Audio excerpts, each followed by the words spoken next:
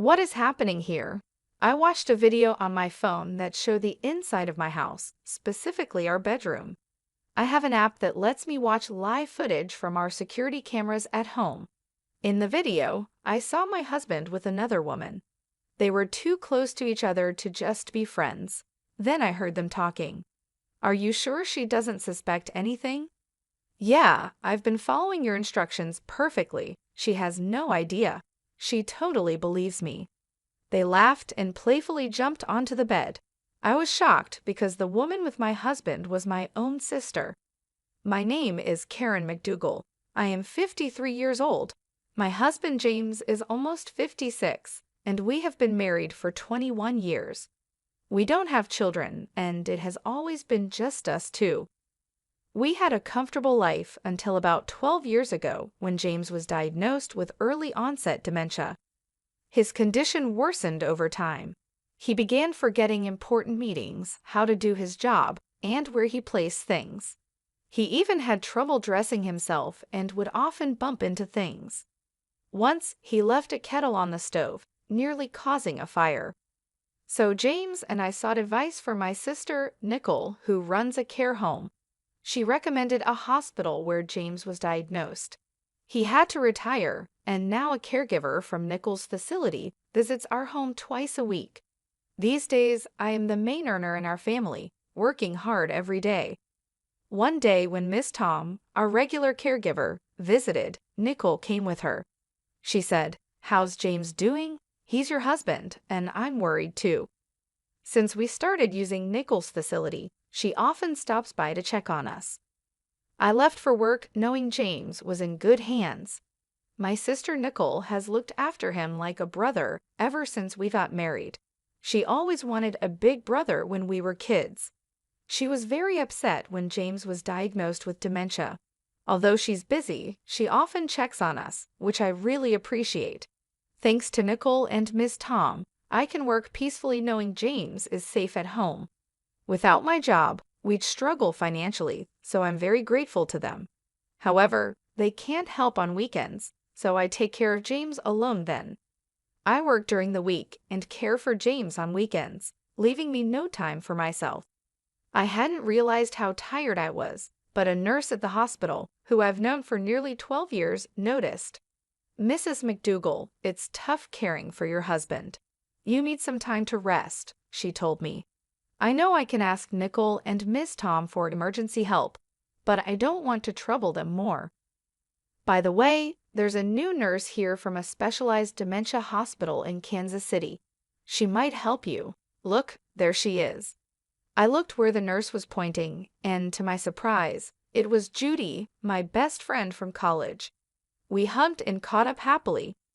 Judy, who played softball in college and still looked sharp with her neat, short haircut, exclaimed, "Karen, you haven't changed at all."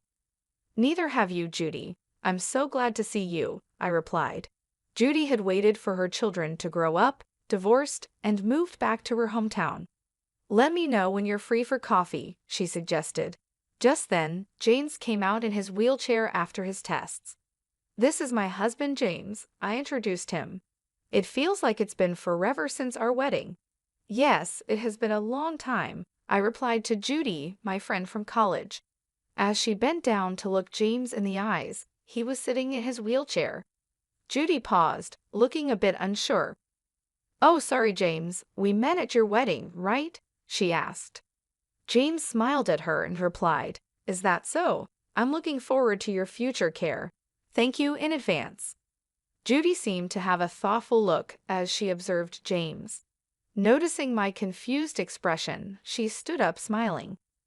"I've taken care of many patients like your husband, so I might be able to offer some advice. I think I can help, so feel free to ask." "Yeah, I'll definitely rely on you. Thanks, Judy," I said. We said goodbye to each other after that. Over the next few months, I ran into Judy a few times, like when I went to pick up James's medicine or when his health got worse. Each time, Judy looked at me with concern, but I pretended not to notice and just shrugged it off. A few months after reuniting with Judy, James and I went to the hospital together. As James was called in for his checkup, I heard someone call, "Karen." It was Judy, looking serious. "Is something wrong?" I asked. "Your husband James just went in for his examination.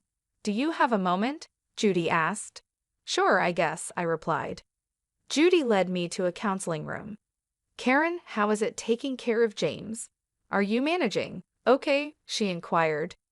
"Thanks for asking," I said. I shared with Judy about James's recent health and how the constant caregiving was wearing me down. Judy listened intently, seeming concerned about my well-being. But then she started to say something surprising. "Actually, Karen," what she said next was hard to believe.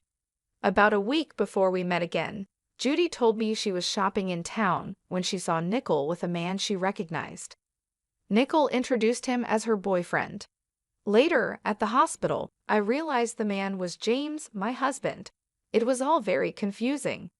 "Judy, that explains the strange look you had when we met," I said. Judy had seen Nickel and James together in town just a week before our meeting. However, James didn't seem to notice Judy. Back then, I looked different. I had long hair and wore glasses, which might be why he didn't recognize me. Judy also mentioned something else that bothered her. She felt James's behavior at the hospital didn't seem right for someone with dementia. He acted just like someone she had seen at her old job who was faking dementia. The man she saw in town walked confidently and responded clearly, looking perfectly healthy. "Could you have mistaken someone else for him?" I asked. "I don't think so," Judy replied. "You know how James has those distinctive moles under his right eye? The man with Nickel had them too. It's quite a unique feature." Judy realized she might have spoken inappropriately about my husband and apologized. But it was true, James does have those moles, and it's rare for someone else to have the same ones in the same place. Could James have been pretending to have dementia for 12 years and be having an affair with Nickel? The story was hard to believe, but Judy isn't known to lie. "I don't think this hospital is very good," Judy admitted. "The doctors aren't great, and I've heard some bad rumors. It seems odd that they have so many patients. I think you should get James properly checked to see if he really has dementia," she suggested seriously. After hearing what Judy said, I went to a large store and bought a home security camera.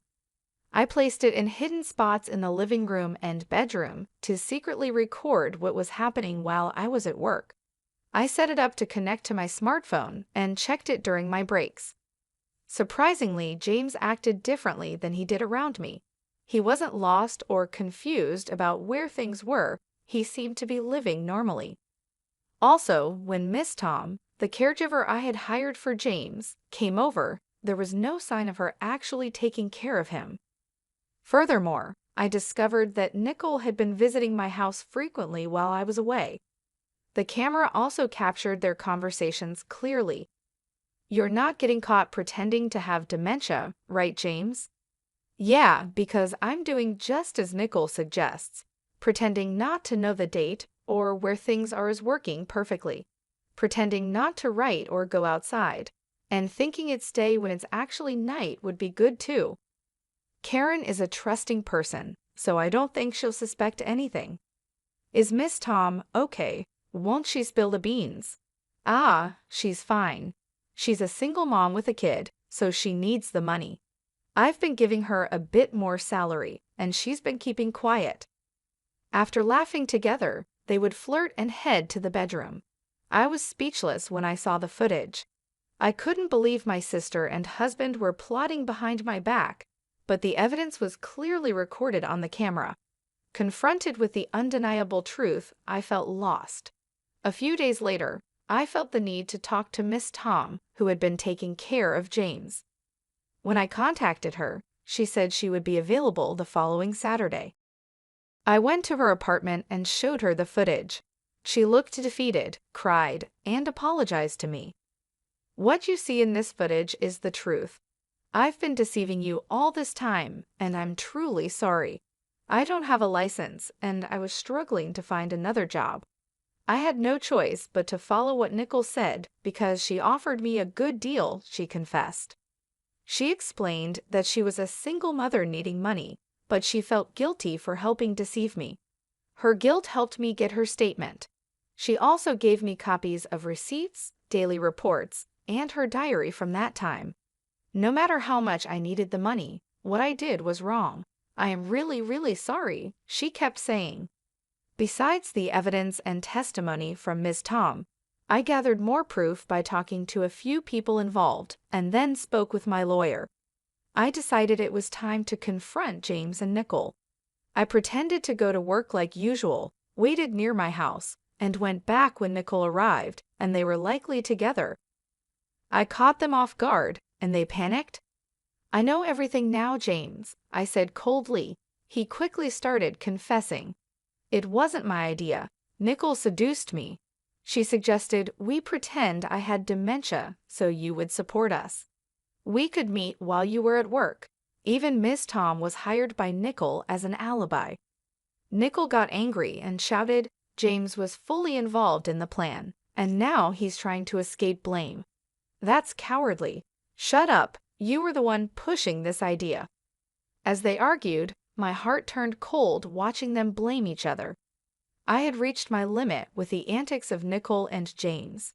Exasperated, I commanded, "That's enough. Both of you, get out." I didn't just speak, I acted, tossing them out of the living room window along with their clothes and Nicole's purse, which were scattered all over the floor. Then, I slammed the window shut. They continued to bang on the glass, pleading for a chance to explain, but I was done listening. I drew the curtains to shut them out completely. Their persistent banging prompted me to send a stern message via WhatsApp. Be quiet, or I'll call the police. Leave now. That silenced them. Over the next few days, they repeatedly came to my house and bombarded me with messages on WhatsApp, which was incredibly irritating. To escape the constant reminders of their betrayal, I decided to sell the house. Fortunately, I had the foresight to transfer the property into my name after James was diagnosed with dementia. Given his condition and retirement, he was no longer in a position to manage our finances, including the mortgage. This precaution proved wise, as I was able to sell the house for a good price and purchase an apartment with the funds I had discreetly saved over the years. Although I hadn't anticipated such a drastic turn of events, I was relieved that my past decisions had prepared me well. Consequently, I filed for divorce from James and pursued a division of our assets. It didn't matter whether he was financially capable of settling claims or not. This action was more about sending a clear message that what they had done to me was unforgivable and unforgettable. Post-divorce, I learned through the grapevine that James had remarried and was now living with Nicole in what used to be her house. However, their situation seemed far from ideal. It appeared that the initial thrill of their affair had worn off after marriage. Living together in the harsh light of day, they had to face the reality of their relationship, accept each other's flaws, and occasionally turn a blind eye to their irritations. I imagine this proved challenging for them, considering they had stepped into marriage in the aftermath of deceit. If they ever considered separation, it would not be straightforward.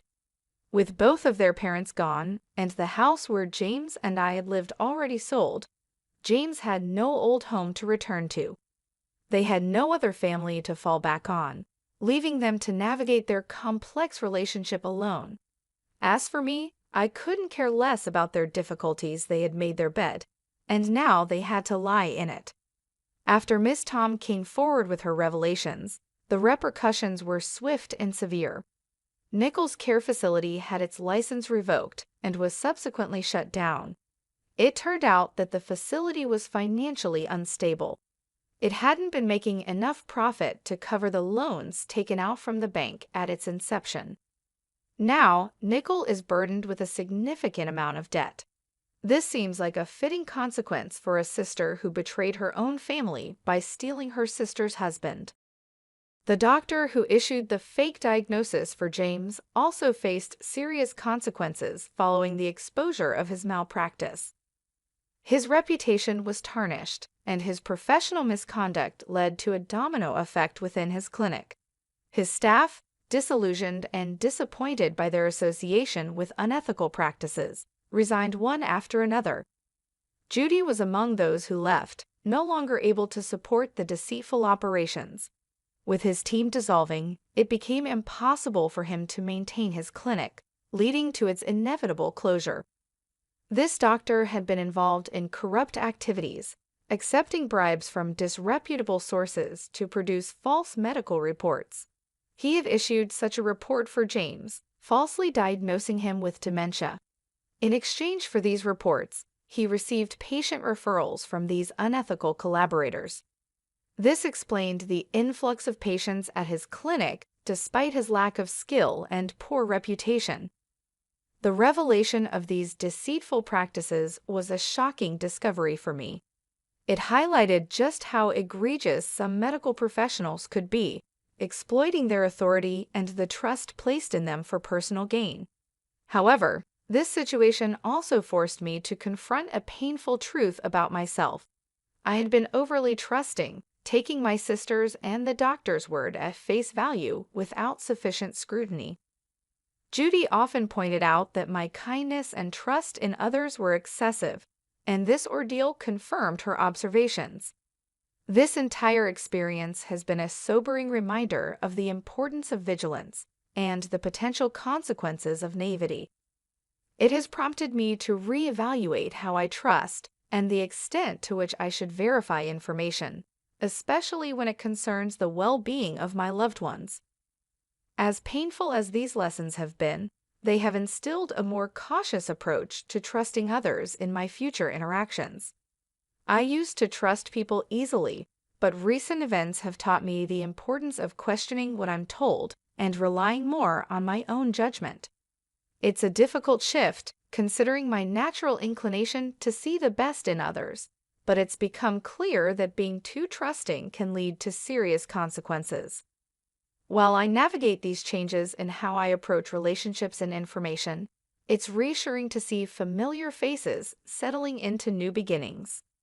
Judy, a friend whose judgment and integrity I've always respected, has successfully transitioned to a new job at a large general hospital in a nearby town.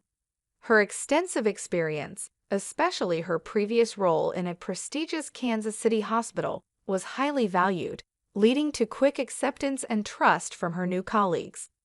She's thriving in an environment that appreciates her skills and dedication, which brings me a great deal of joy knowing that she's finding fulfillment in her work.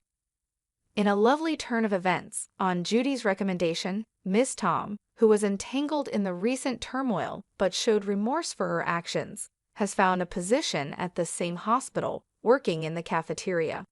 It's a fresh start for her, an opportunity to rebuild her life in a less pressured role, away from the complexities of direct patient care.